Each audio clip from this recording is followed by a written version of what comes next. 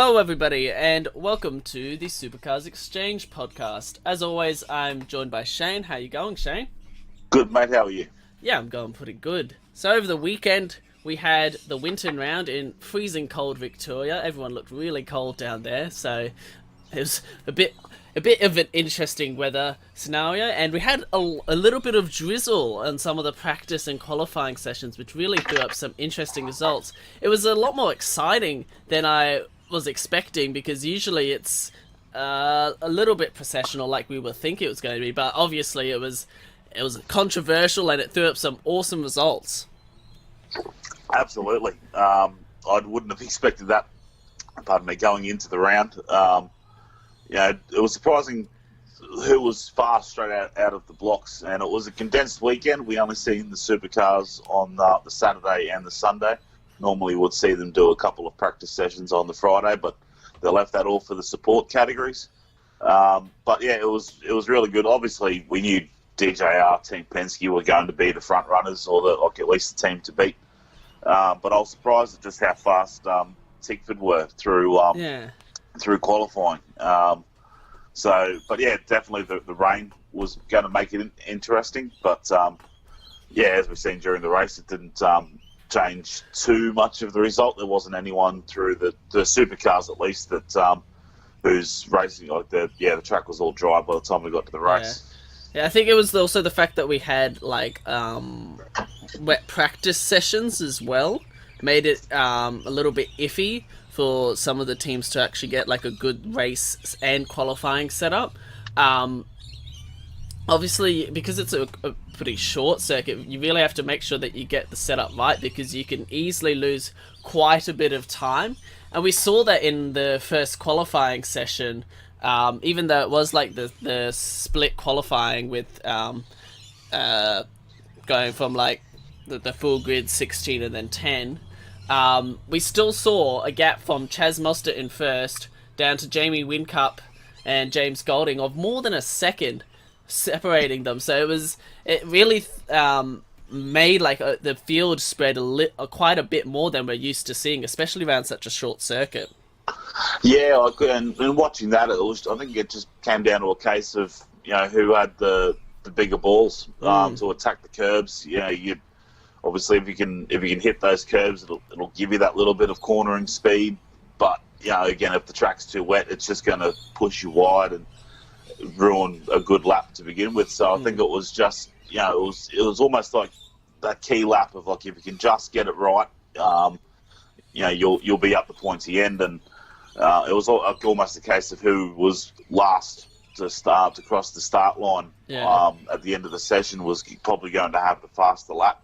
But I think going back to the co-driver session, like that was pretty much just rained out. We hardly saw any decent running in that, which was a little bit of a shame. I thought they might have they may have just canned it for the Saturday and hoped that the Sunday might have been a little bit clearer or something like that. But I guess they've got their schedule and they have to keep to it. But so that was a bit of a waste. I'm sure even DJR Team Penske are probably a little bit cut up because they flew Alex Premer in all the way from the States for a half an hour session, and then barely was worth doing it. So they'll have to try, and I don't know if they have any other opportunities between now and the Enduros, which aren't too far away, but I'm sure they would have liked some dry running for him. Yeah, I think the teams got allowed to do some extra testing. Like Supercars have been a bit more lenient with it, because Prema was testing at Calder,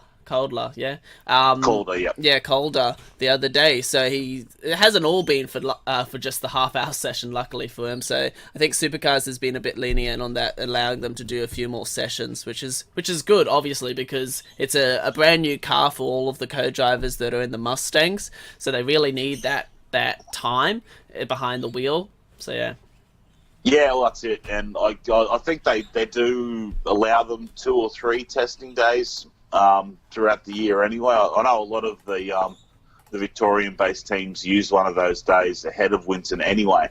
But so I'm not sure what DJR's ones was. I don't know if they're allowed like a filming day like you see with in Formula One before the season starts. Yeah. They can use It's just a cheats way of saying a little bit of testing. Yeah. So they can run a few Ks, and as long as there's cameras there recording it for promo purposes, I'm sure that's how they get able to get around it. So I'm not sure if that's the loophole that they apply. Yeah. So moving on to the first race on the Saturday, which was only a short one at 40 laps. So obviously had that very controversial incident right at the beginning on the first lap between McLaughlin and Coulthard. We have a little bit of differing opinions of what happened there. I think McLaughlin squeezed Coulthard a little bit, but you think it's a little bit different from that. Well, I don't think either driver is completely blame-free. I think it was more a racing incident. McLaughlin maybe was getting a bit too greedy, but he's going for a championship, so you can't blame him for that. But I think, so McLaughlin could have been a bit more patient, but I think when you see some of the footage, you see just how far McLaughlin is in front of Coulthard. Yeah. Maybe it might have got to the point where I think Coulthard probably should have just gone, look, I've lost this corner. I'm going to have to give it up. And all he had to do was back out for a split second, and they both would have got through that corner fine, and then it would have been play on and see how the rest of the race unfolds. But that's not how it panned out. Yeah. So we had, obviously, then McLaughlin cut the course across the infield there and cut off like that top section kind of thing, the top section of the circuit, and just rejoined again in the same position that he was. But it's a little bit controversial because he obviously did cut the track there. But yeah, Chaz Mostert was getting pretty worked up about it. I expected him to say more about it after the race, but he was obviously keeping himself pretty contained about it because he stayed very diplomatic. I think if they were different manufacturers, there may have been more said. But I think he was probably towing the company line for Ford. Yeah, I think so. Because there's even the rumors about him moving to DJR. Team Penske, so that's right. So that's no one's been around for a little while. So we also had some pretty impressive performances from James Courtney right from the beginning of qualifying. He managed to stay from fourth. He qualified fourth and then finished fourth as well. So pretty good performance from Walkinshaw and Dredder United. Been struggling with performances recently, so that was a pretty good outcome for them. Also, just reading down, Van Gisbergen made up quite a few spots, Whincup as well. And then Percat and Andre Harngartner making up massive 13 positions, which is really impressive considering the Nissans have been struggling a lot of this season, but usually they come good Winton, and we've seen that again this year. Yeah, that's right. We've seen a few. It's been kind of like that all year. Like I touched on it a couple of podcasts ago. We've just so many teams have found such inconsistency from one race to another, or from one weekend to another. We've only really seen the Shell guys be the guys that just stay up towards the front. Even like Tickford, they've been up and down at a lot of races. So.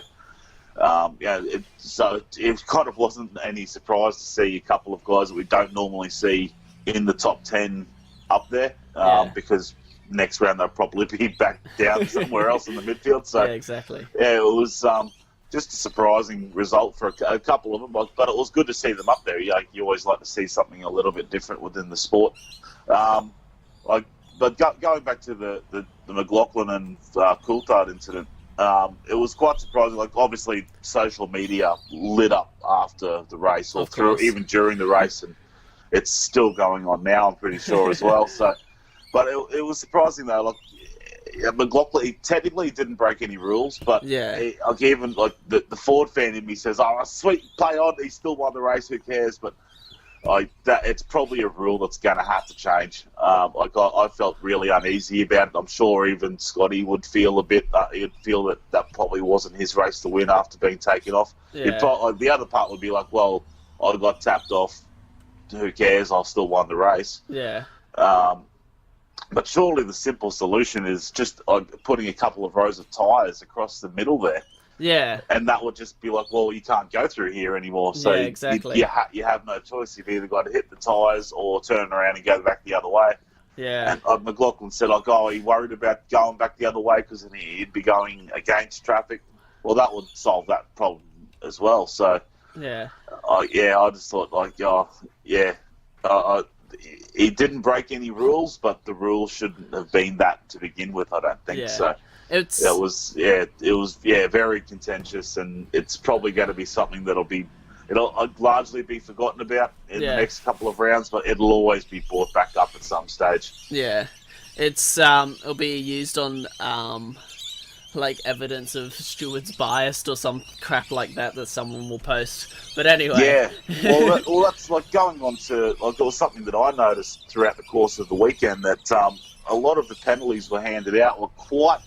Like they were pretty switched on. Like there was we've seen Di Pasquale get a 15-second penalty for his overtake on Rick Kelly, and I actually thought it was a fairly decent move. Like they banged pretty hard, and Rick Kelly ended up losing a couple of positions because of it. But I thought, well, it's a hard place to overtake. How can you punish a bloke for having a go? Well, that's Rick Kelly he didn't squeeze him, but he did.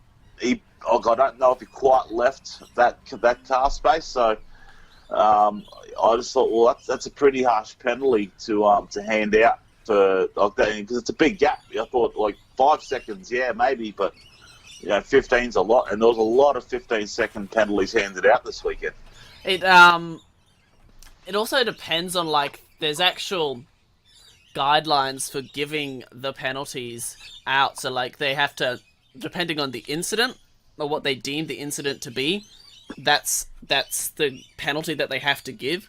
So for certain types of incidents, say for like a bump and run, which is probably what they classified it as, that has to be a 15-second penalty kind of thing. Or there's other guidelines for depending on the severity of it. So that's the only reason why I can see why they will be giving out 15-second penalties. But also like it's interesting because Craig Baird, who's the driver standards, would have been racing in a time period where that kind of maneuver that Di Pasquale made on Rick Kelly would have just been deemed a normal passing opportunity back then, really. I think that's the only way Baird used to get past other cars. Yeah, exactly. He made that move famous. He might have just been jealous. He's like, I wish I could have got past Rick Kelly like that. But it was...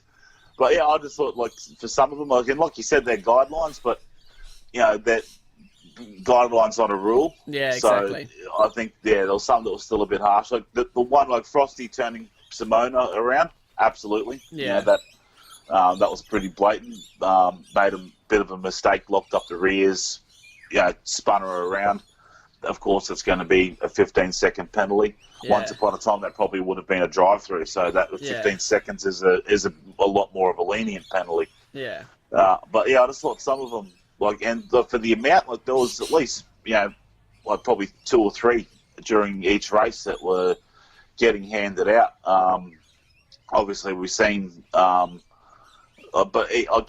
got one in race 1 after that lap 1 incident. Yeah. And I thought, well, he kind of already got his penalty by dropping to the back of the field. But again, like rules are rules. Like we've seen, guys take out other drivers before. They both end up at the back of the field. One's still got to serve a drive-through or a time penalty. So I can go with it, but I didn't think it was enough of Fab's fault to just put the blame on him. So it's sort of one of those ones of like, all right, racing incident, Fab's came out worse.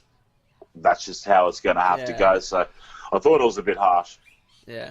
It reminds me of there's a few years ago there was an incident at Bathurst where I think someone ran into the back of someone else and caused them to crash out. But then the person who initially ran into them also received damage and then ended up in the garage. And it was funny because they pulled into the garage and then it's like, 15-second penalty for this person, and they're already in the garage. So a little bit of a pointless penalty there. Yeah, that's it.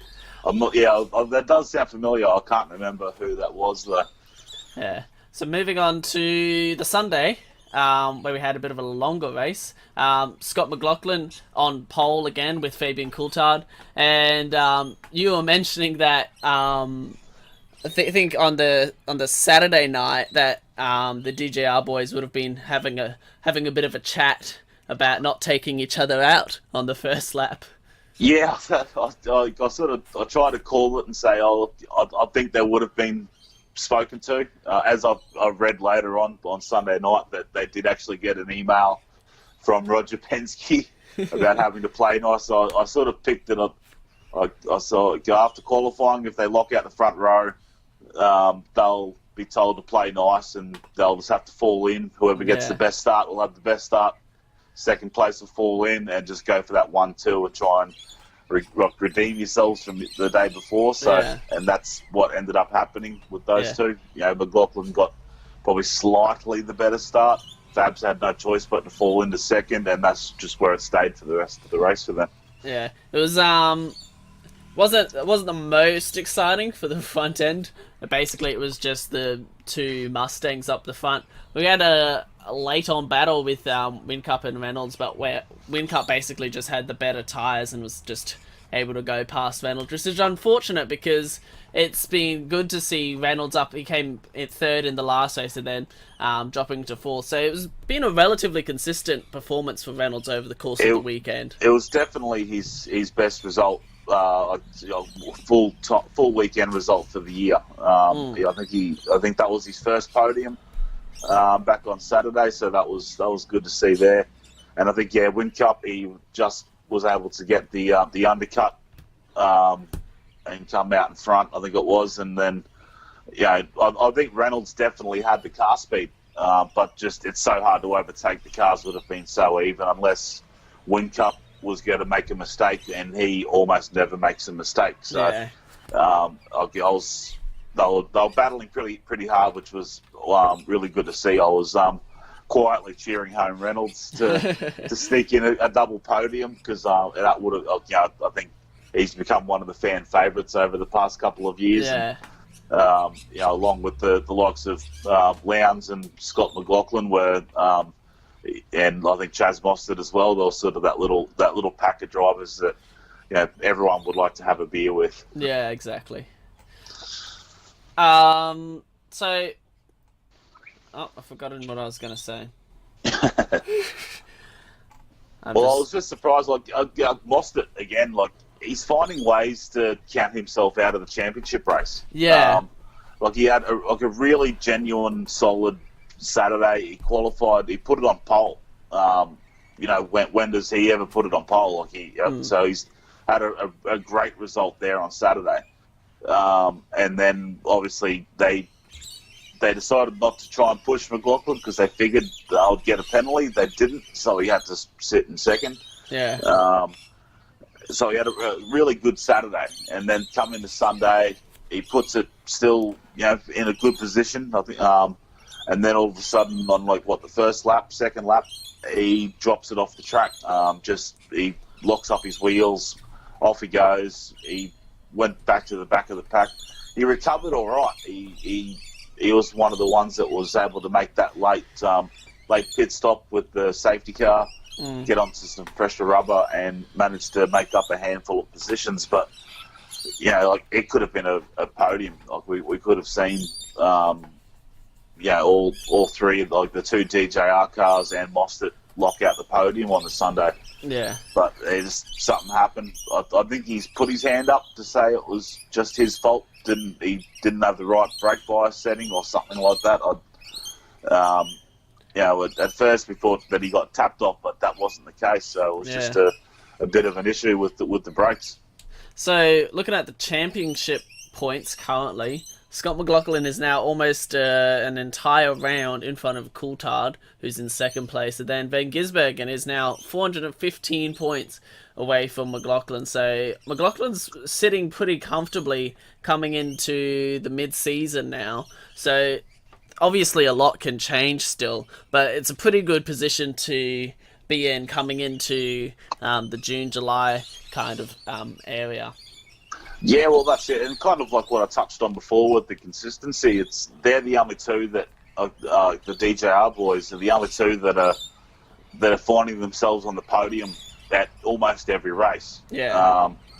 And that's why they've pulled out such a big lead. And Scotty still definitely had the better run out of those two, which is why he has near 300-point advantage over second place. And you wouldn't dream of that at this stage of the season. Yeah. I don't think that's ever not that big. We've seen maybe to 150, maybe closer to 200, but you never see over 250 between first and second, and then for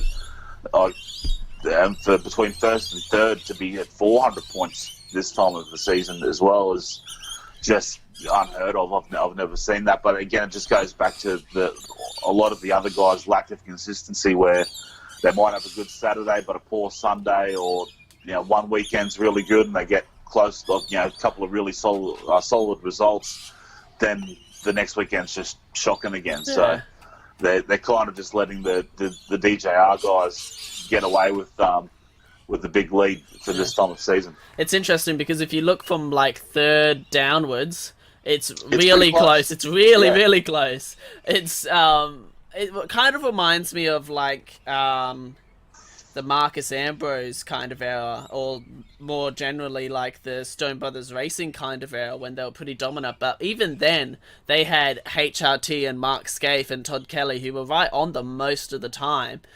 Even when we had Jamie Whincup dominating, there was still multiple different teams and drivers that would be pretty close and challenging him most years. But this year, it's just Shell V-Power right at the top and just got a pretty massive lead over most of the other teams.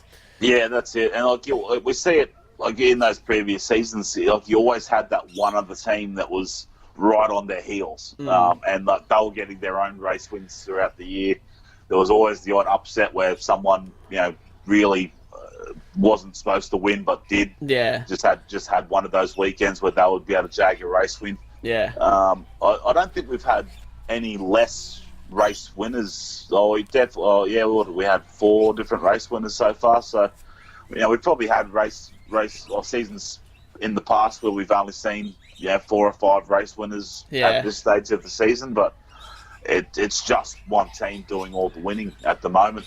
The other two, Mostert and Van Gisbergen, sort of got Van Gisbergen not so much, but they were just had one good race. Yeah, and got the win. Mostert was he inherited pole and was able to drive away with that race win. So it's just we've seen in the past so many seasons where it goes down to that final race. At this stage, again, a long way to go, but at this stage, McLaughlin will have it wrapped up with a round to spare. Yeah, it's kind of it feels a bit like a transfer kind of season, Shell V-Power have come out with a really dominant car and everyone else has gone, oh no, these guys are super quick, we need to get our act together and really nail it down. So I feel as if probably next season we're going to see it back to, we're not too sure on the team, but another Holden team or even another Mustang team challenging Shell V-Power for that top position. Yeah, well, I think obviously Tickford have the same cars. I think on the weekend I was saying there's definitely a bit of a horsepower deficiency between the two teams, which is probably true, and it only has to be 10 horsepower and it's going to make a difference. It'll mean that you're not going to be the one getting past at the end of the straight. I don't think I think even the Holdens have still been, at least the top Holden teams have still been, if they're not the fastest, they're the next fastest cars down the straights through the speed trap. So there's certainly no disadvantage for them in a straight line, which is why I still think they'll be right up there at Bathurst when you got Conrod there. There's a lot of time they can make up through there. Yeah, I think a lot of theirs, obviously, again, it's not to sound like a broken record, but the lack of twin springs for Triple Eight is the biggest thing that's hurting them. But they definitely had a bit more of a consistent weekend this weekend. Both of their guys finished in the top 10 at both races. Yeah. It's we had Winton get that podium. It's second time in 2 rounds that he's got a podium, but it's one podium. Yeah. For Triple Eight on the whole weekend. Yeah. When have you ever seen that? It's just but even races where you don't see any Triple Eight cars there on the podium. That normally something catastrophic had to happen to see no Triple Eight cars on the podium. Now it's almost becoming the norm to see no Red Bull cars in the top 5 even. So it's just so strange for that. And I think Brad Jones has probably been the most consistent team. They're just not the fastest team. So you'll always see them in that bottom end of the top 8 or top 10, but never never up in the top 5. Yeah. So it's hopefully for them it changes, but like I said, it's just that consistency that no other team has properly found, which is just letting DJR, Team Penske, run away with it. Yeah, it'll be interesting to see whether next year Brad Jones improves on their actual car speed, because obviously, as you were saying, they've got the consistency, so they become, if they improved on their speed in the off season, they become probably a challenger for Shell V-Power. A bit like how it'll be good to see, like, I guess it's almost a privateer team, even though Brad Jones has been running that team for years. It'd be a bit like the Stone Brothers racing team back in the day. It'd be good to see them up there, and a pretty small team compared to the other ones, so it'd be good to see them up there. Yeah, and it could just be down to perhaps their drivers are just that little bit slower than the guys that are ahead of them anyway. All of their drivers are certainly talented, but are they genuine? Given the same equipment, would they still be as fast as McLaughlin and Van Gisbergen and Winton lost it anyway? Who knows? We won't know unless they find themselves in the same team at some stage. So, they might be peaking at their performance. I think their engines come from Walkinshaw still. So I don't know if there's a bit of a horsepower difference between them and the Triple Eight guys, or anybody else using Triple Eight engines. Again, if it is, it'd be marginal, but marginal's all you need sometimes. So, I'm not too sure, but we'll. I'm sure for their sake, they'd obviously like to see themselves, get up there a little bit more. I would like to see, you're always looking to see someone different on the podium from time to time. So, it'd be good to see one of their guys get up there, or at least challenge for the podium at a future race. So the next round is in Darwin for the Triple Crown. It's been running for over 20 years now. So that's my first event Supercars event I ever went to. So I'm looking forward to it. I love seeing Hidden Valley on the TV again. Unfortunately, don't quite have the money to go up there, but it's an awesome event. Whenever I've watched it on TV, it's produced great racing, but I don't know what it's like has been like previous years, because obviously I've actually been there, but it always produces something different every year. It's got that really long 1 kilometer straight there, so it'll be interesting to see whether the Commodores have the speed to be able to get past the Mustangs, or be faster than the Mustangs in that round.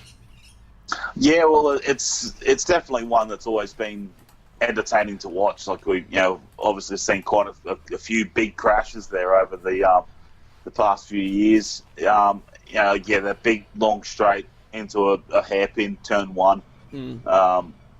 It's the easiest place to overtake, but you do see a few bold moves at other parts of the circuit as well. Yeah. And there's not really too much that's tight and twisty. It's more or less just sort of fast and flowing. So I kind of see this one being a little bit towards, like, certainly the infield part, I think will be a little bit more towards the Mustangs. I think it's be hard finding a circuit that's not a Mustang circuit this year. I think especially, again, mainly at least those DJR guys. Tickford, I think, will be up there, but they might be battling with the likes of Triple Eight and Penrite guys. So, Yeah, I'm looking forward to it. It's always been a good race. It's always one of my favourites to watch. It's on the bucket list to hopefully get to one day. Yeah. I think I've always thought that sitting up on the hill in the valley, watching down on the cars, because you'd get a good view from up there. Yeah. I reckon you'd see a good chunk of the circuit. So, sitting up there with a couple of cold beers, watching cars go around in circles would be that'd be a good way to spend a Saturday and Sunday afternoon. Yeah, it's always really good weather there as well, because it's usually probably like in the mornings probably like 24 or so, gets to about 30 really, or maybe a little bit hotter, but it is winter there, so you don't have to worry about the heat too much. Yeah, that's it. But one thing that I'm surprised about though is I can't remember the last time, if ever, I've seen it rain during a Darwin round. Yeah. It's been like when Darwin in summertime, it's a daily thunderstorm as you would expect. But wintertime, I would have thought that over the last few years we might have seen one race with a bit of rain, but just never get it. And it'd be good to see there, because when you've got so much of that, that quick left and right, you've only got to make hit one curve a little bit too high or a bit too fast, and you're going to bounce off the circuit. And that's sort of the stuff you want to see. So a couple of big lockups going into the final corner in the wet would be interesting too, because it's you're sort of turning and braking at the same time. Not what supercars like to do. So I think a wet race would be awesome there, but we just don't get to see them, unfortunately. For the Northern Territory in particular, wet season is usually like, as you were saying, in like December, January. But it's really weird, because like as it builds up to like Supercars time, they always predict like, 50% chance of rain on the Sunday, and then it just never happens. Like, it doesn't even rain afterwards. It just like there's just clouds around, and then that's it. That's it. I reckon the promoters get into the local weather channels and just say, look, here's a quick fire, couple of hundred. Just tell us this rain. We need to sell tickets. We've seen it back at the Grand Prix on the weekend. They tried hard to get Monaco to sell it. There's rain coming. How great's that going to be? And I'm like, how many times have we heard it? Stop saying it. And because I don't know if you did the same, but I put in the big marathon effort for motorsport all day Sunday. Yeah. And we had Winton during the day, Monaco that night, then Indy 500 after that. Yeah. I got away with it because I'm watching it at work on my phone, but it was. But what a day of motorsport! The Grand Prix was a bit disappointing for the result, because I'm not a Hamilton fan, but nor am I really a Verstappen fan either. So I was kind of hoping that those two would come together. They did, not hard enough though. Yeah, I was still hoping to see a Ferrari victory that day, but it was For Monaco, it was kind of exciting. I was just over hearing Hamilton whinging about tyres lap after lap after lap, and it's like, oh man, stop! We know you're not pitting. Just keep going. Stop it. Everybody's got crap tyres. Get over it. It's interesting. So you go. Yeah, you go. It was interesting because like he was complaining about his tyres. But you don't need to have tyres at Monaco. You just park it in the middle of the circuit. No one's getting past you. Ricardo proved he can be 5 seconds off the pace and still not lose a position. Have like a whole train behind you and you can still be winning. That's it. Yeah, that's it. So unless they're that bad that you make a mistake, that was his only risk. And he probably had a higher chance of that by getting himself flustered about it. So yeah, exactly. But them was the breaks. But anyway, back to our sport. We'll get back on the supercars. But did you have your 3-2-1 for the weekend? I was probably going to go Heimgartner for my one. Yep. So for like my third position, just because of his awesome performance on the first day. He didn't have a great second day, but it just made up so many positions on that first race. And obviously it's a really hard track to pass. There's only 40 laps and he managed to make up 13 positions. So I'm pretty impressed by that. For my second place, I'm going to go Reynolds. Just because of his consistency, as unfortunately he couldn't get that double podium on the Sunday. And then for my number one, I'm gonna have to go McLaughlin because he was just the winner all weekend. So he got the full 300 points. So he's just absolutely dominating it. Yeah, that's it. Mine's actually opposite and maybe a little bit surprising. Not McLaughlin? Not McLaughlin. He actually is not even in my top three. Oh wow. I've gone for you. Same with you. I've gone Heingartner as my 1 point, just because if you can make up that many places around Winton, you've done something pretty good. Even like some of those may have been during the pit stops. They didn't follow that enough during the race. They were talking about other stuff that happened earlier in the race. Yeah. So I don't know exactly how he made up all of those, but that's still a great result.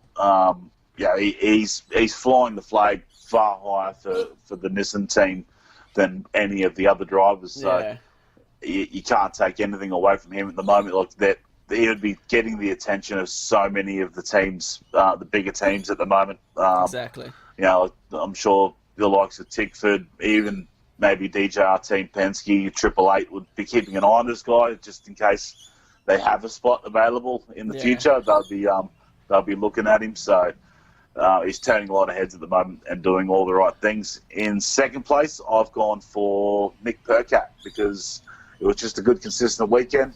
2 top 10s. Yeah. He kept out of trouble. Normally, he somehow finds himself in trouble a bit. It's not always his fault, but he still seems to find himself there more often than not. He had a good weekend, and it's probably been a long time coming since he's had back-to-back good races. So I think well deserved there. And for 3 points, I've gone for Reynolds. So nice. Not a single Mustang in my top three. Yeah. And I could have easily gone with Scotty for getting 2 wins in a row. Yeah. But I thought, well, we're used to seeing him win anyway. Yeah. He's done nothing out of the ordinary. And I thought, well, Saturday, again, he didn't break any rules, but it was one of those very kind of cringy sort of moments. Yeah.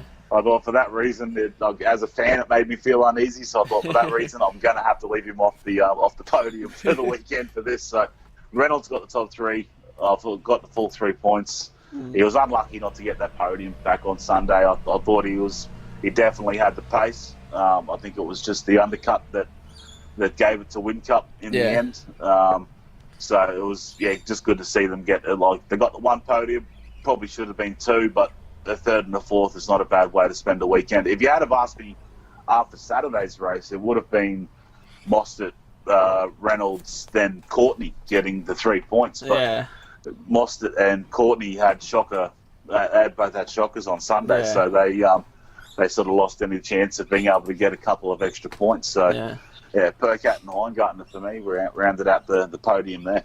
Nice. So moving on to the next section of the podcast. Last week we talked about our favourite Holdens and we're going to have a bit of balance, obviously, because we're a non-biased podcast. We're going to be talking about our favourite Fords.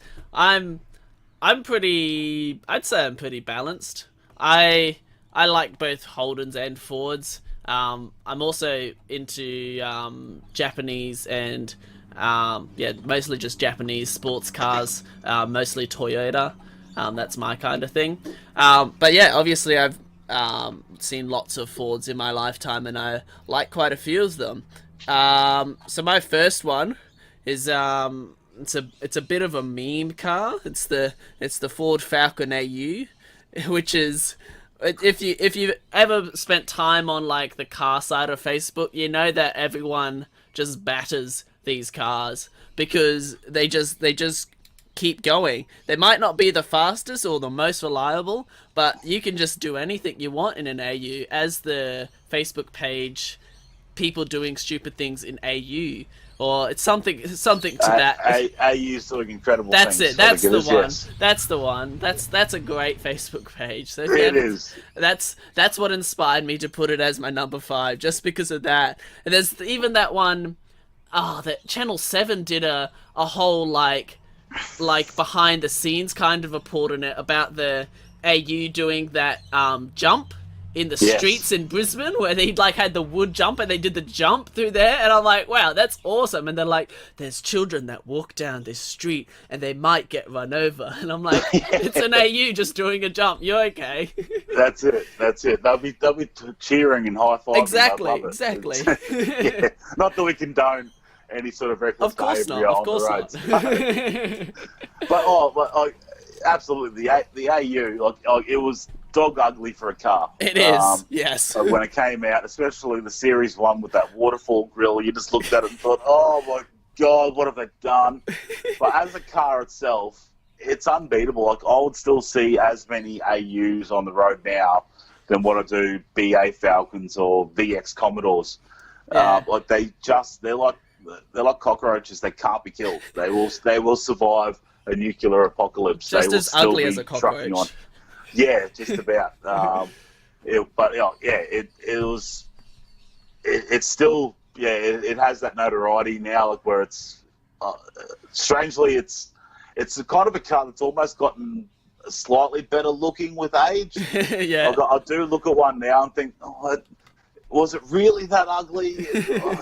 Yes, it is. But I think I could.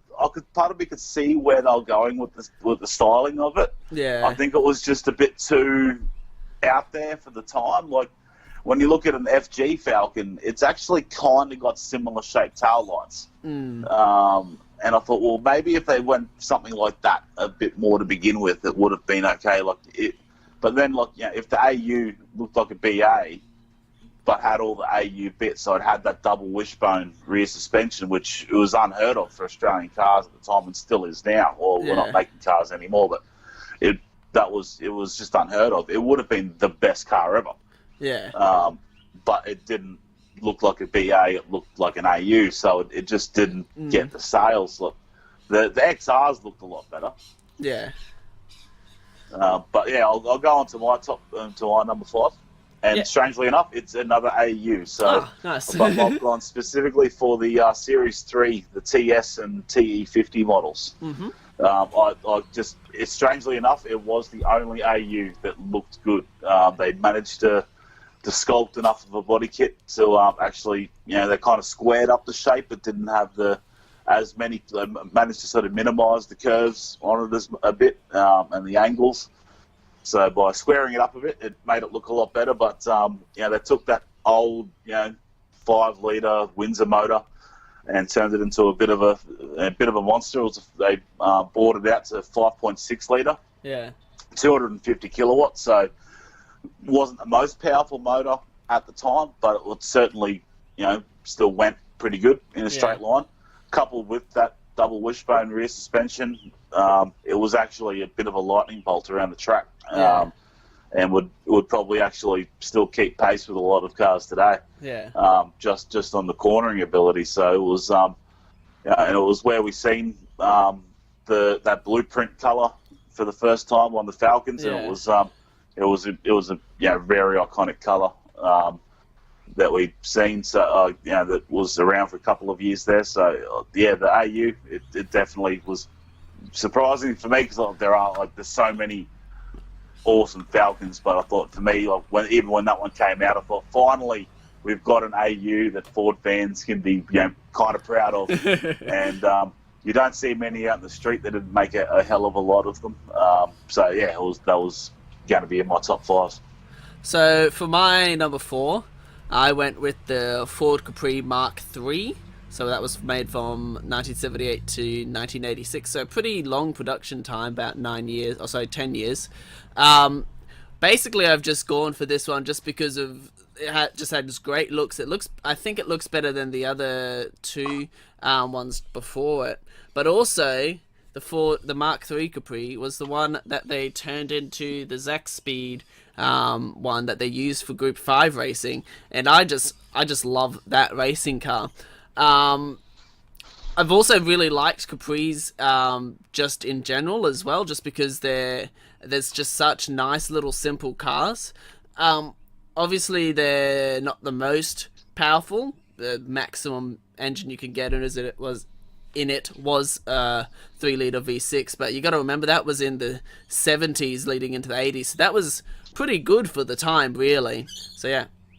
Yeah, well, it was one of those cars. Like, they always look good. I think any of the Ford Capris always look good. Like you said, not a huge weapon as far as horsepower is concerned. I'm sure they always had quite a long snout on them, so there was probably a way to squeeze a V8 in there if anyone was looking to do it. I'm sure there's no shortage out there with it, but they're just good little cars, and like they did make them in Australia, which was surprising. Like I didn't really remember that either, so I had to double check on Google this morning to see if it was made here, and it was. So I'm not sure how long of that whole entire run it was built here, but it could have been the whole time. So I think it was made from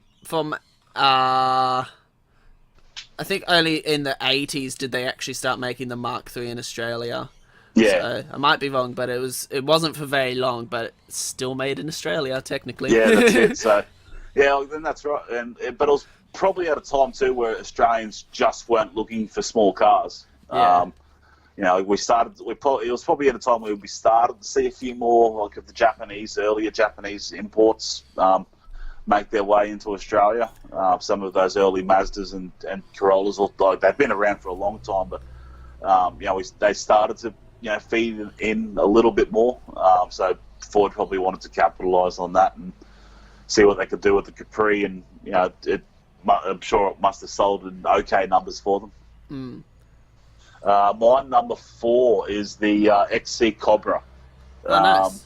It was just because it looks fantastic. It obviously, big V8, went like the clappers, but when you just look at it, out of my whole list, it's the only one that could be there purely on looks. Yeah. Just because it looks, it's got the 2 big stripes down the middle, the white, it had the big splitter on the front, they just looked awesome. And even seeing a replica, it'll turn my head immediately, and I want to just do a U-turn and follow it to wherever it's going. So, I'd probably almost, again, just on the looks, I'd probably want to own it above, a number of other Falcons that there are out there. Yeah. So, it was, just always one of my favourites. So my number 3 is a bit of an unusual car. In case you couldn't tell, I'm a bit into strange, different cars. So mine is the Ford Telstar TX5, not the Ford Telstra, Ford Telstar. Which is named after. It says that it's named after a satellite. So that's what I'm gonna go on. There's also it's actually the same car as the Mazda 626, I believe. Yeah, it was the same as the Mazda 626, so it's basically the same car, but badged as a Ford. I believe Ford made it and designed it, and then it was just rebadged as a Mazda as well. So I'm going for the first generation, so it was the AR and AS from 1982 to 1987. It's a pretty unassuming little car, and it only has a 4-cylinder in it, but you could actually get a 2-liter turbocharged version of it with a 5-speed manual, and that was from 1986, which was called, let me just find it, it was called the AR. So the Ford Telstar TX5 AR was the specific one that actually had the turbocharged one. There was actually one for sale in Townsville recently for $300 because no one likes them because they're really ugly cars, but they go pretty quick because they're pretty small. They only put out 94 horsepower, which obviously is, and 1770 kilowatts, so it's obviously very small, but that's pretty good for only a little 2-liter engine, and it actually comes with a carburetor in 1986, so that just gives you an indication of that it's a pretty low level car, but I like it. Very primitive. Yeah, especially for the 80s. I remember it wasn't the TX5. I think it would have been mid-ish 90s. I think maybe later 90s that Dad was up for getting a new car. It was going to be a second-hand one, and we got one of the later model Telstars. It would have been probably the last model made before they switched to the Mondeo, and we got it, and it was quite nice inside. It was the gear plate or badge on it, so I thought, oh wow, this is kind of spacious, and or even like for a little car, it felt like it had space, and it felt very comfortable. And we'd gone from like an old Tarago, so like anything that wasn't a Tarago seemed very cool. Yeah, so it was but it was just too small for the family, so it got replaced with another Tarago. He's had 3 in his time. My dad loved the Tarago. I'm sure quietly he was devastated when they announced that they were going to cease production on the Tarago. Oh, no. Probably tearing up inside that the Tarago is disappearing forever. But it was always a nice little car. Not like a complete opposite to the big sedans that Australians I think were really lapping up at the time. But there's always if there wasn't a demand for it, you wouldn't have had cars like the Tirana as well. So I can't really recall seeing too many out on the road. I'm sure they probably weren't the biggest sellers even back in the day, but yeah, that's it. So, but like a little 95 horsepower, 4-cylinder. I'm sure it would still be a bit of a weapon around the corners. I wonder if that AR means like Australian Rally or something like that. Oh, yeah, maybe. I don't know. I know, especially back in the 80s, anything that had to do with rally was a big thing. I think you'd just stick a turbo on anything because that was the era of turbo F1 cars, and the big big turbocharged cars in rally. So I think as long as you could stick a turbo, and then I think mainly if you had the sticker on the side that said turbo running down at the bottom of the doors, I think that was the coolest thing you could ever have. And that would be enough to sell some cars. So the Telstar in particular it kind of makes me think of a situation where, like, you wanting to buy a Sierra at the time because it's around the same time as the Sierra, as like the Sierra was first coming out, but your wife has told you that you need to get something more practical, so this is what you get. You get the Telstar. Yeah, that's it. And again, you just want to cover bases like that. Obviously, there's always been that Ford and Holden rivalry. So if you're on the Ford side, you're just like, well, okay, the wife won't let me get a Falcon. All right, I'll get the Telstar. Yeah. So out of perhaps disappointment, you found a little gem. But how many are still on the road today?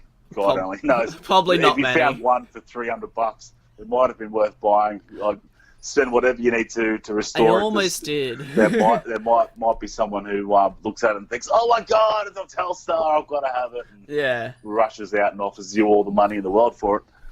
I think it only had the 4-speed manual in it though, so it wasn't like.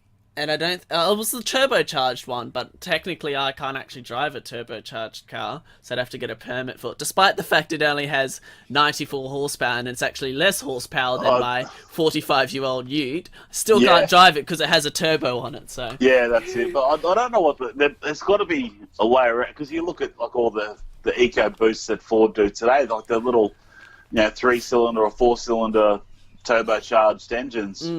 And a lot of cars are doing that. Like, you got turbo diesel, SUVs and all that sort of stuff. So, here in Queensland, that was the rule, that no turbocharged cars. But it's like, but they're all coming out with turbos now. Yeah. Well, they might have relaxed it a bit. You can get a permit for it. I know that you can get a permit for like a turbo diesel as well. Yeah. But like, if it's like a high performance car, which obviously the Telstar isn't, no, it's a little bit more difficult. Say, for example, if you got like a Skyline twin turbo or something, I don't think you'd get a permit to do something like that. But anyway, that's it. All right, my number 3, perhaps with a bit of bias, but maybe not. But my number 3 is the FGX XR8. It was the Song Falcon.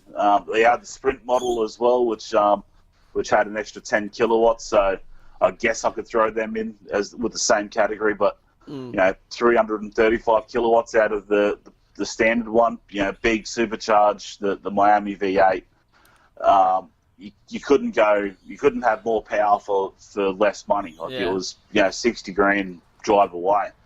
Yeah. That's it was insane value when considering it. Basically, it was a GT underneath, and they were $90,000 cars Yeah. only in the previous model. So, and the FGX, for me personally, I think it's one of the better looking Falcons over the past 10, 20 years. So, it looked more bold, more aggressive.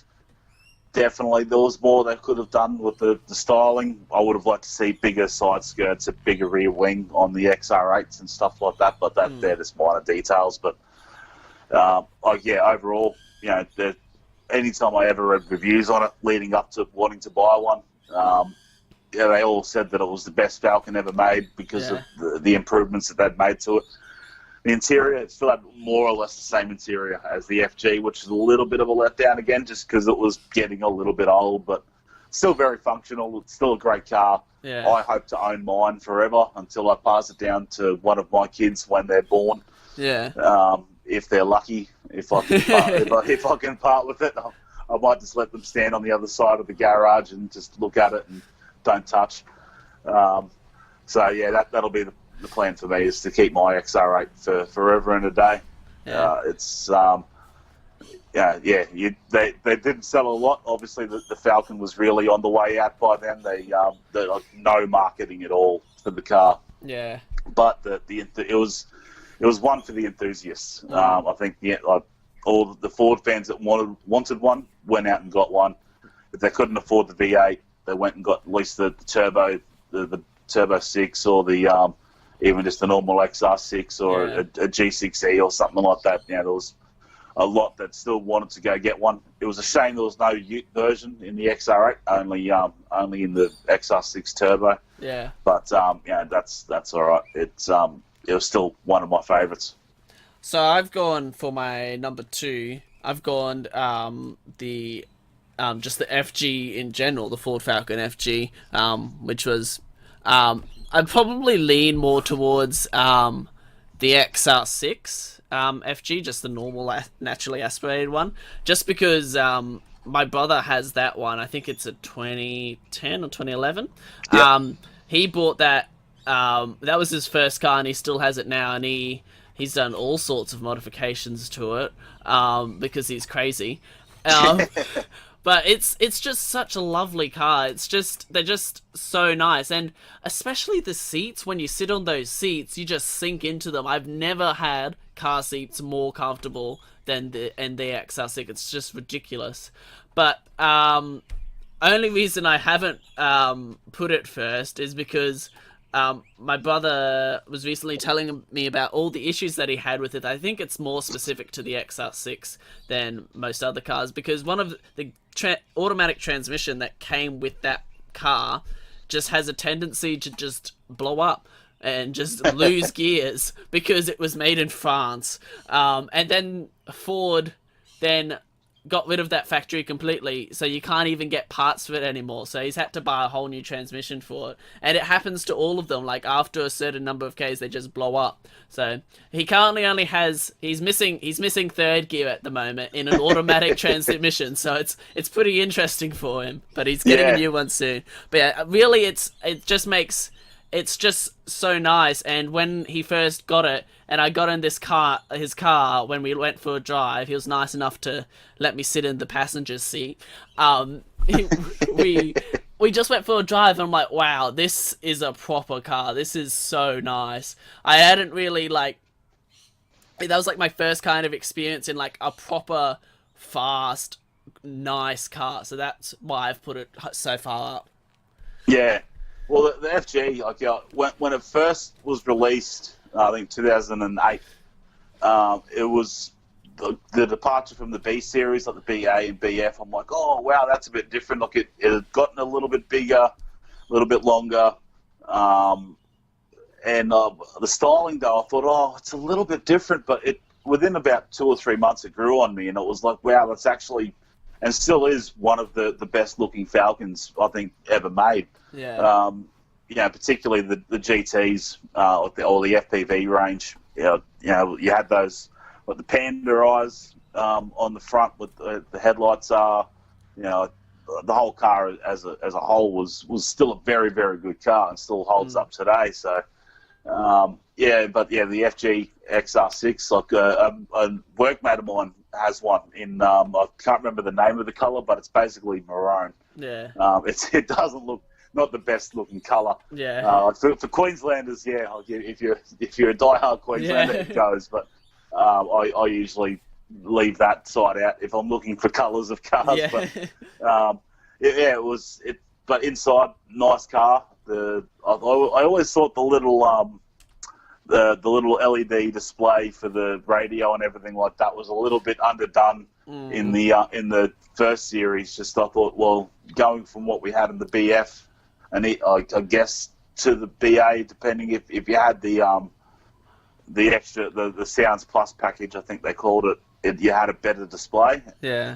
So going back to the FG, it kind of went backwards. I'm like, yeah. It's a bit of a letdown, but by the time the Series 2 came out, it was much better. It had the bigger screen and a lot more of a proper infotainment system like we're used to today with cars. So, but yeah, it's still a really good car. You can't fault an FG at all. I don't really know too many people that own one, but you see them out on the road all the time. Yeah. So my number 2, going back a little bit further in time, and again, it's another car that I have actually had the privilege of owning, and it is the BA XR6 Turbo. Nice. And it's just because going from the AU, like we've touched on the AU, it wasn't a good-looking car. They tried hard. The Series 3 AU started looking a little bit better. That T-Series that I had in my top 5 definitely looked a lot better, but the BA as a whole saved the Falcon. Because it was really on the way out. Like the AU sold in good numbers because it was a good car. Yeah. Taxi sales is what really saved it. Yeah. But the BA, suddenly people wanted to buy it because it was more contemporary in design. It looked better. It was where we seen the introduction of the Barra engines. Suddenly you had a double overhead cam, straight 6. Suddenly went from, I think it was around mid 160 kilowatts in the AU. Now it's up to 182. Like it had 2 kilowatts more than the HSV XU6 supercharged V6 engine. Yeah. Had a whopping 180 kilowatts. Considered an awesome V6 at the time. Suddenly this standard XR or standard Falcon comes out with 2 kilowatts more. Yeah. And that was like, wow, like that's suddenly we've got some power happening now. So yeah. But I went for the turbo just because it became a cult car very quickly. I went out. I thought, bugger it, I'm getting a loan. I was 20. I thought a bank was silly enough to give me 45 grand to buy one brand new. So I thought, all right. I was in debt for the next 7 years. Didn't care. Dad wasn't happy. He thought you could spend that money, go buy a house. Like, no, I want the car. So it was. I got mine in Blueprint. I still remember the day I picked it up. I was meant to pick it up earlier. There were storms. They said, Basil, hold off till tomorrow. Like, all right, did that. Went and picked it up. Picked up a couple of mates. Like straight away, we'll just, I drove it pretty hard from the get-go.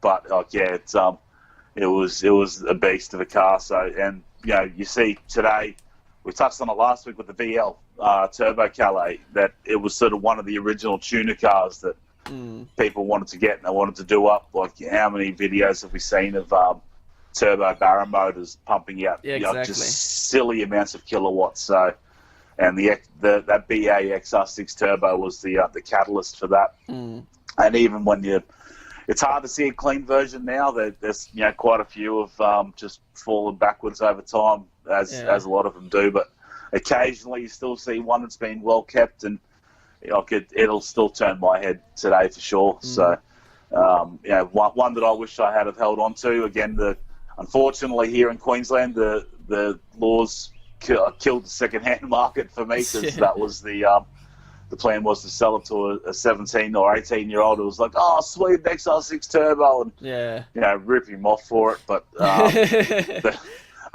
unfortunately, they changed the laws, and I no longer could a P player own that car. So that meant that I just had to, when I went and traded it in for a Focus, of all cars. Yeah. Then I didn't get much of a trade-in for it, but it was sad to see it go. In hindsight, I would have loved to have kept it as well, but I'm sure whoever did buy it may have just been scrapped and salvaged for parts. Who knows? But I certainly put some Ks on it back in the day. But it was one of my favourites, and why it's my number 2. Yeah. So my number 1 is the 1971. So going back a fair bit, the GTHO Phase 3. So the XY Falcon.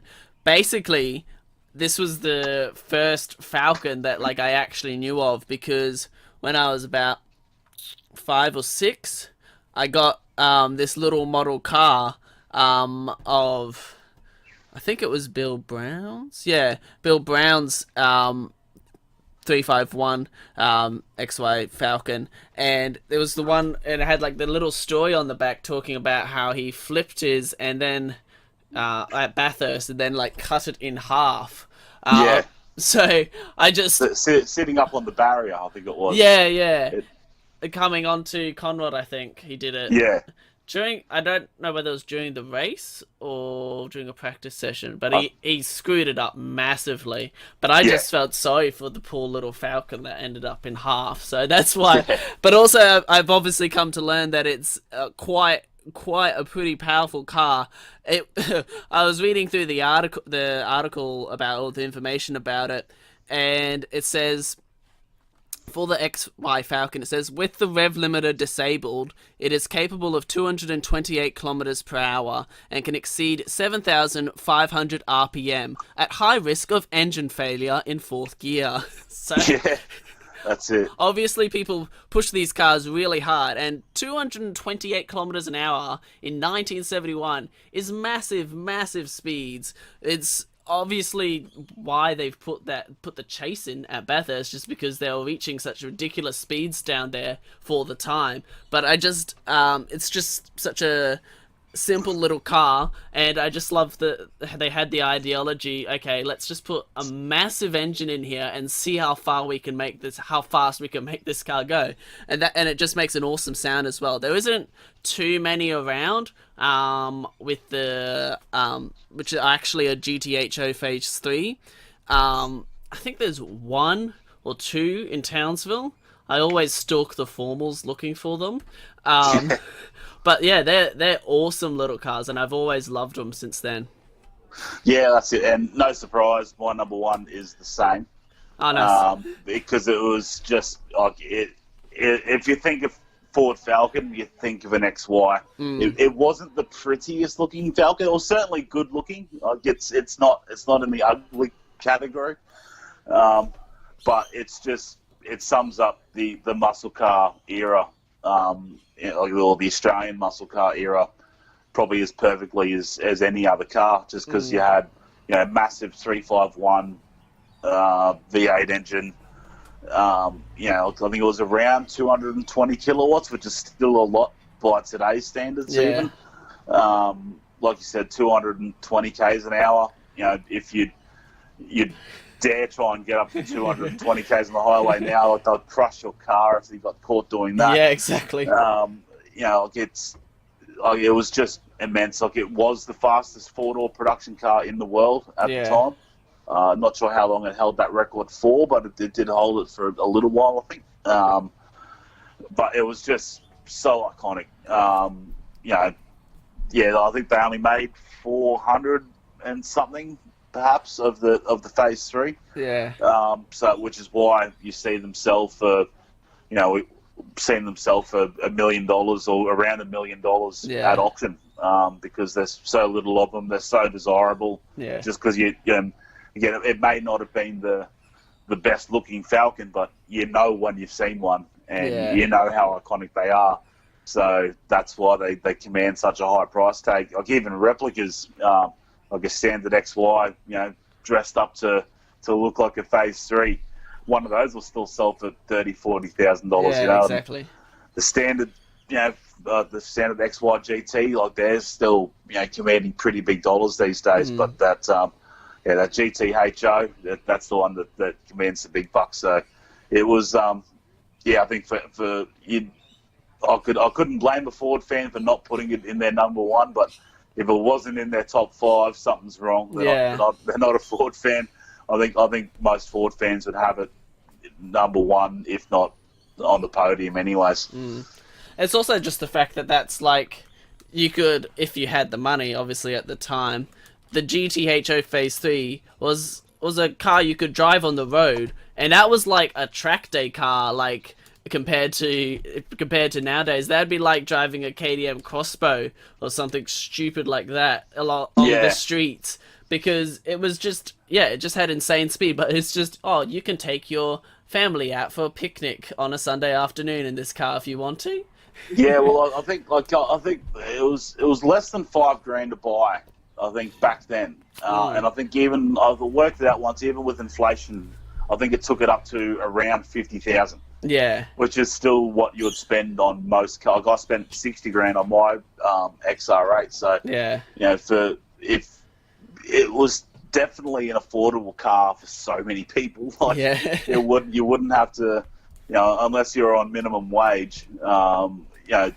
Spending $5,000 on a car back then was probably about when it was probably $4,000 for most standard cars to spend an extra $1,000 on an absolute weapon, like effectively a race car. The only thing that it was missing was a roll cage. And I don't think they held up too well anyway in the crash anyway. So I think they only put it in for regulations. It had absolutely no bearing on your survival if you did roll it. But, hence why Bill Brown's car went in half. Yeah, that's it. That's exactly right. So, you just bought a race car that they thought, all right, this one we can put on the road. People bought it. $5,000. Bob's your uncle. Off we go. Yeah. So it was just one of those. Yeah, it'll go down. 50 years from now, it'll still be looked back as probably the best Australian muscle car. Like, it'll always be a debate between Ford and Holden fans, but even every diehard Holden fan I know looks at the XY and goes, I wouldn't put it number one, but it's definitely number two. Yeah. So for that reason, it's my number one. Okay. That just wraps us up for today. Did you have your honourable mention? There was one that went close, but not quite. I forgot about that. Sorry. That's all right. My honourable mention would probably have to be Ford Sierra Cosworth, just because it wasn't actually made in Australia. But that would probably be, it'd be close to number one, Ford. It probably would change in a few years' time. I'm really into strange, unusual cars, and obviously the Sierra's a pretty weird car, since it's just that little 4-cylinder.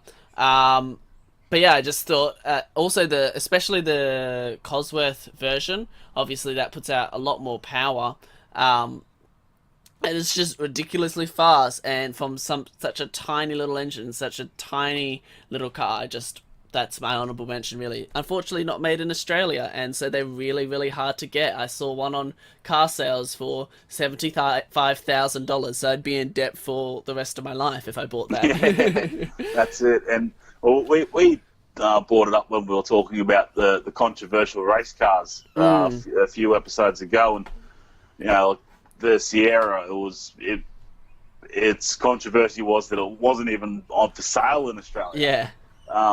Let alone built here. So it was, but it was always a great little car. Again, like you said, I'd love to have one in my garage, but $75,000 is just a little bit out of my price tag. And if I did have that much to spend on a car, I'd probably buy something practical and reliable. Yeah. Not something I can just spend $75,000 on and probably still another 10 to 15 a year just keeping it on the road. Yeah. So. But yeah, it's a great car. But my honourable mention, it just missed out, and it's actually the FPV F6X, the Territory, the Ford Territory version. It's the only non-Falcon on my list.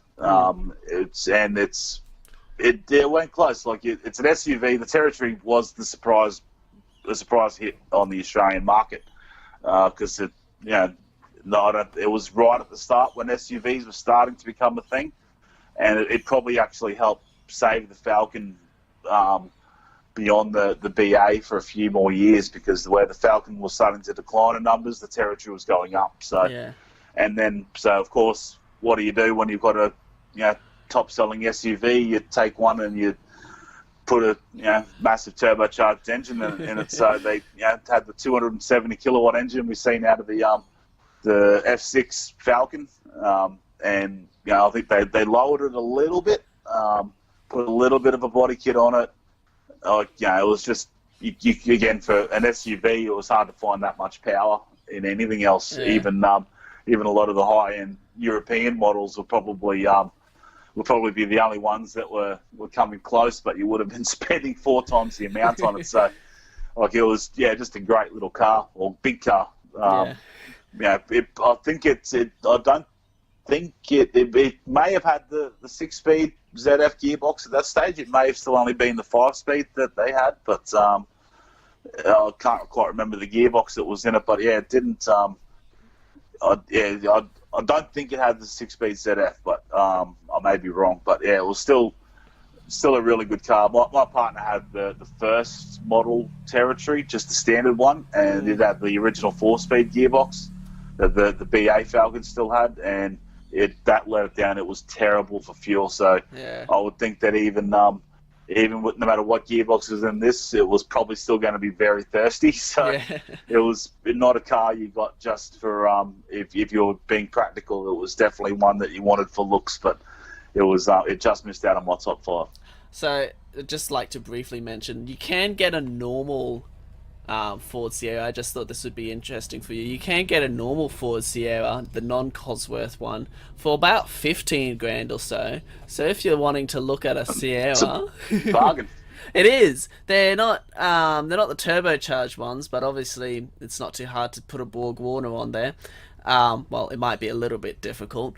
Even if you just stuck the body kit on it, it's always nice to pretend. Exactly. If you had one of those cars anyway, you wouldn't be thrashing it anyway. So there's no point having all the horsepower because you're never going to use it. Yeah. There's one in sale for, I've been scanning recently. There's one for sale in Victoria at the moment for 13.5. Also Western Australia at the moment for 13.5, and it's a lovely blue colour. I don't know whether it's the original blue colour or not, but it's a very nice car. Anyway, that wraps us up for today after we've spoken about all our favourite Fords. Thank you very much for joining me, Shane. No worries, mate. We'll talk to you next time. Righto. Thank you very much for listening, and we'll see you guys next time. Bye.